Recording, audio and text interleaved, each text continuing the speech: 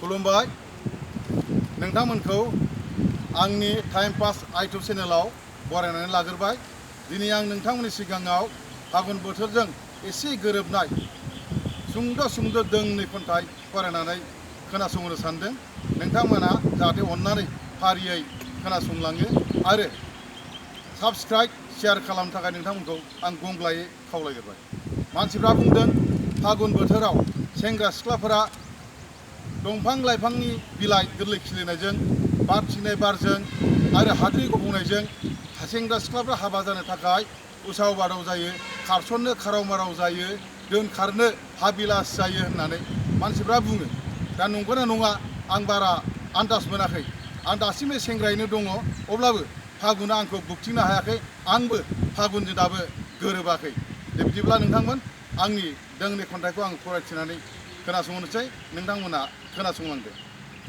खन्थाइनि मुं फागुना जावलिया। रानसाव बुहुमाव आं बिखा खालौबाय। मरुभूमिनि हायना सारफावनाय मिथिंगा बिखायाव दंफां लाइफांनि बिलाइफ्रा सिरिजोब्बाय, दालाइफ्रा लंथं महर जाबाय। फागुननि जावलिया बारजों फुरलुन हाद्रिनि समायना आबिर गादों नों लाइमोननि सोलेराव। लाइमोन सिखोला लामा हान्थिनायखौ मानिबा रागानि सिमब्रेनाय बारजों साद्रि बोखारदों, दख'ना बोदला बोदला खालामदों। हौवाना हिन्जाव जाखो नों सिख्लाफोरनि आदै फेन्दा बिखा नायनो नागिरग्रा जावलिया फागुन। बे जोबथ'बाय। दानि आरो गुबुन दोंसेबाव। खन्थाइनि मुं फागुननि हांमा। गोरबोखौ दिनै आं सोरनो हरबावगोन फागुननि बे रानसाव बोथोराव।